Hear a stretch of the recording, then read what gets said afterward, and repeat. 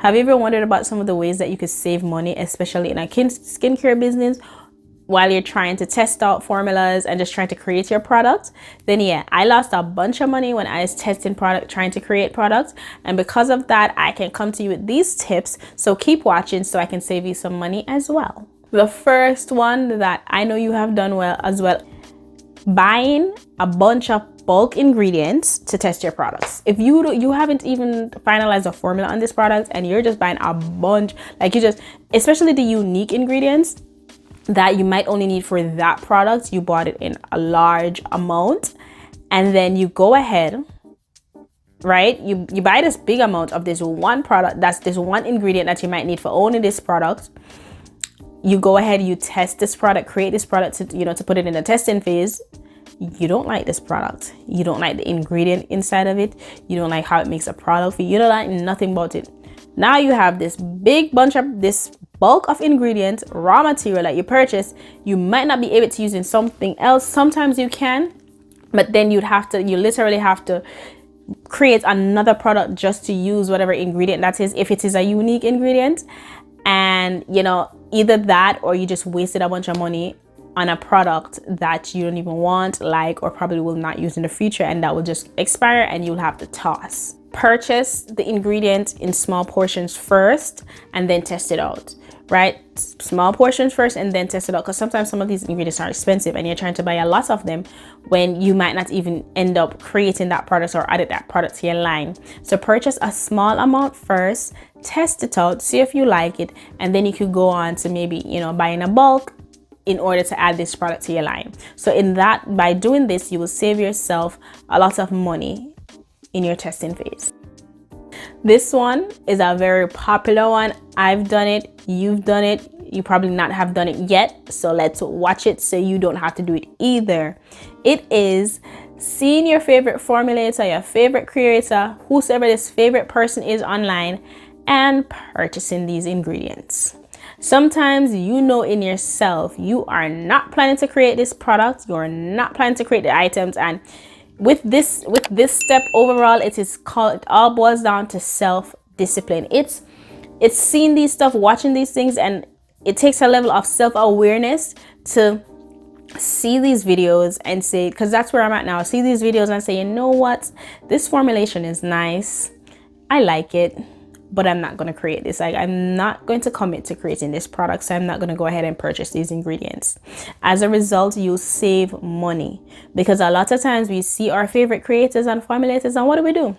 They create this product and you're like, oh, this looks good, let me purchase all these raw materials that they use to create it. You go ahead, you purchase these raw materials, they come, and you're like, I don't know if I even want to do this. Like, I don't know if I'm actually going to make this product. You try it probably like once or twice and you're like, I don't want this. Now you wasted money. So with this, in the season that we're going into in the new year, discipline, discernment, like you literally have to be aware of yourself. Talk yourself through this. Do not go ahead and continue it, because imagine you watch a couple creators and they all come up with all these stuff. Now you have to try all these ingredients. Now you have to spend all this money that you may not have. This is not the time. You see the economy that we're living in? This is not the time for you to be going out there and spending money that you don't have. Discipline is very important when it comes down to this step. So think about your bank account and your pocket and what you need to do with your money, and be disciplined. You see these formulators creating stuff, you may have no business creating them, or you probably will. But you need to sit down and talk yourself and make an educated and responsible decision so you do not waste money when you purchase these ingredients. I've done this before. I did it once before and I've never do it again, right? Pretty sure you've done it too. It's substituting an ingredient in a product when you run out of one. Tell me, say you never did that before. I want to hear it. You know what? You're not being honest. You've done this before. Have you? Haven't you? This is for like if you're, well, probably if you're testing as well. You go ahead, you test a product, you substitute it with something and it doesn't turn out like the formulator, which half of the time they do tell you that it won't if you substitute it. That's number one. Or if you're selling products, you run out of a certain ingredient, so you're substituting it. You've never done that before? You've never done that? Yeah. I think you have. Comment down below and tell me if you've never done that before, if you have, and how it worked out for you. But when substitute an ingredient in a product that you run out of in another product, you have to be very careful. Even though like there's some oils that they say feel like let me give you an example. So you have sweet almond oil, and then if you read around, it says that apricot kernel oil is kind of similar to sweet almond oil. Now the properties might be similar, but with in my experience with using apricot kernel oil, they don't feel the same. It makes the product feel different. So they say, yeah, it's similar, but it makes the products feel different. And I did that before. I was like, okay, I'm out of sweet almond. Let me put some apricot kernel oil in there. Added the apricot kernel oil in the product, and I use it because this was, product for sale. I let them know like this one has apricot kernel oil, and it didn't feel the same. Like I even use it myself, and I'm like, whoa, it's not bad, but it just wasn't given what sweet almond oil was. You know what I'm saying? So you have to be careful when you're substituting products. And let me tell you how this costs you money, especially when you're testing. When you're testing out a product, you go ahead and you substitute these ingredients. You might not like the texture of it. You don't like how it feels and like what it does. So what does that mean now? You have to toss it because you can't sell that. So you're going to have to toss it. Right there and then you're wasting money because you use your money to buy those ingredients, use your money to buy this substitute ingredient, and now you have to toss it. You see what I'm saying? So you're wasting money there. The next thing is I think it's similar. Like if you're selling this product and you substitute, if you don't test this out before and your customers tried, best believe they're gonna let you know that something is different about this. We don't like it. And then guess what? Some of them might bring it back. If they don't bring it back, they want you to create a new one. So you go ahead and you create a new one. That's more money that you have to spend, right? So avoid substituting ingredients before testing it out, and also just substituting certain ingredients overall, because some recipes need to be followed to the T. There's certain things in recipes that it just has to be there. Like, those things where like you would have to be there to see it. Certain ingredients, it has to be in there to feel the way that it feel like. You can substitute ingredient A and B, but C cannot come out. You have to keep it in. Like, make sure you keep it in, because you will not get the desired results and you're going to waste your money. So I hope you listen to that. If you're not hand making these ingredients and you're buying these things wholesale, why aren't you sampling it? Yeah, I'm talking to you. Sample. Make sure you order a sample before you go ahead and wholesale these products.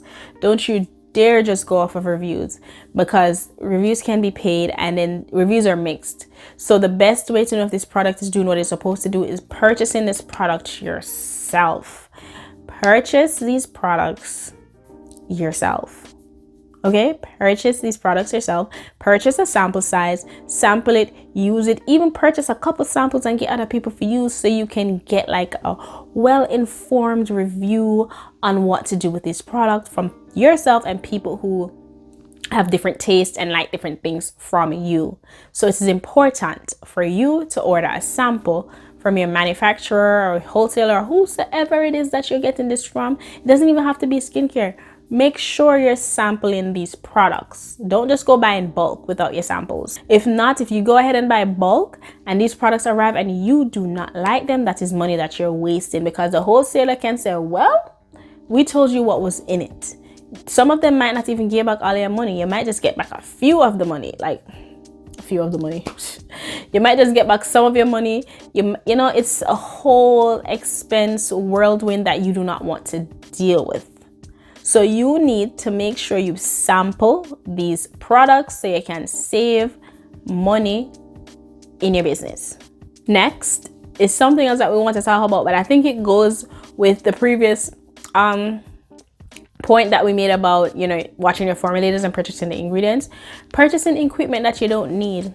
Like, miss, You start your business how long ago? Probably like a few months ago, 2 months. Okay, so you started your business like 2 months, right? Okay, cool. How much customers you have? Not that much right now. How much products are you making? Maybe 6 or 12. Why did you take yourself up and go purchase that $500 equipment that you did not need right now? Now. Planning for the future is good, right? But you also have to be realistic with your bank account and your expenses. If you do not have the money to get that large thing right now at this very moment, do not force yourself to get it. Number one, when you're just starting out a business, for all you know, you might not like this business 6 months from now, 4, 5, 6 months from now, right? That's just my thing. You might not like the business, and then you bought the industrial size mixer. Now you have an industrial size mixer just sitting there. Why would you do that? Why? I know you see all the girls with it, or the guys, or whoever is making the business, but does that mean that you need this right now? No, you probably don't need it right now. Like, really, think about it. You need it right now, because there's certain equipments that I purchased that I thought I needed at the moment, and I didn't. Like, I could have waited for the amount of products that I was making. I could have just waited, save up some money, and then purchase it for run and find all this money and put it towards this thing. You could have waited, you know? So when it comes on, you know which machine too? Yeah, this one. The filler machines. Those are very huge, and I'll say you can get one for like $150. So it's not too expensive, but sometimes some of you guys don't even need them, bro. Like, you literally just started. Sometimes some of those filler machines, you have to have a certain amount of product to be putting into the filler machine in order to fill the products. Yes, it might makes it easier, especially if you have lip gloss, but I just feel like that big machine in the beginning isn't something that I would recommend someone getting right off the back. You know what I'm saying? Start small. If you know you're on a budget, especially, start small. Start filling it with the push pop things that they have. And if it's body butters, use your piping bags. Use your piping bags to fill them. Especially me with my body butters, the texture that I have, I can pour them into jars. So, you know, either way, take your time and don't go ahead and just go buy these tools right off of the bat. Just use some other formulators in them, and it looks cool. Looking cool can be expensive and can run you a lot of money. So take your time and buy the equipment that you need right now. Look at your business reality and purchase within that. And as you grow, you purchase other things. Okay, so don't go ahead and come out and just run and buy things because you see people buying it. We're not doing that. All right, we're leaving that into all those other years, especially in an economy. We are not trying to do that. Okay, darling. So this one is me calling out myself too, right? So this one, I've done this myself. I've seen a product that I wanted to create, come up with it in my head. I'm gonna test the product yet. I'm gonna try and make it yet. But for some reason, something in my head said, go buy all these containers because you're gonna use it when you create this amazing product. Biggest lie I ever told myself. Because you know what happens? Like a month or two later, even sooner than that, I decided that I don't even want to make this product. That's what product. You know what? I don't need to make this. This is not something that I need on my brand. I don't need to make it. But then guess what? All these jars over here sitting down because I thought I was gonna make the product. Let me tell you, there's this one time I thought I was gonna make body wash. I bought the jars, bought the ingredients and everything, right?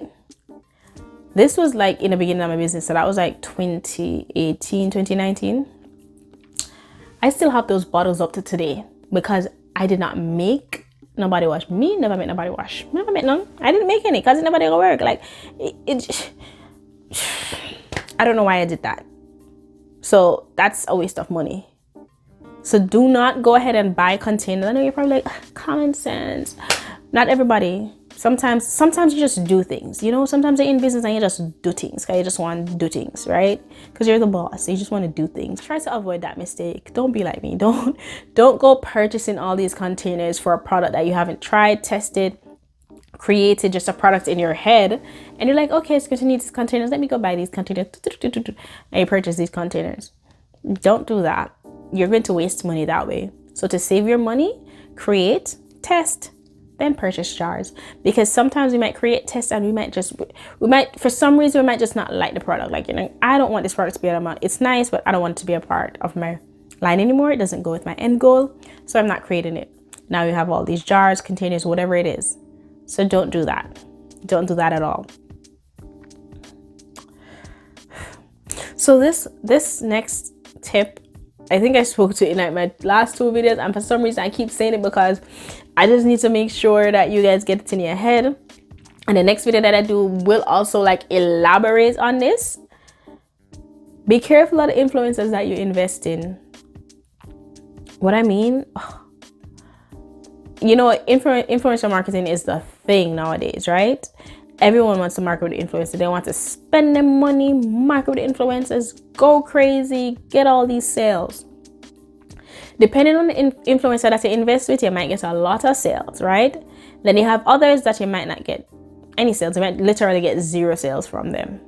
You have to be careful. Some of them are scammers as well. Be careful of these.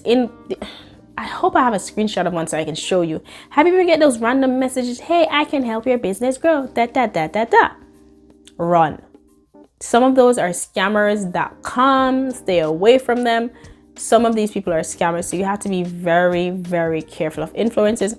Also be careful of the influencers that say, hey, send me stuff and I'll show it to my audience. Now, some of them are legit, because you can find people that are legit that do that and you can send it to them, but make sure you vet them. Check out their audience, see if they're doing this, because some of them just want free things. So you have to be careful. Be careful with influencers. You will get scammed. You will get scammed if you don't be careful and vet these influencers that you're working with. If you've ever had like a bad story, you can probably share it down below. But maybe it's just me, but be careful with your influencers, honey.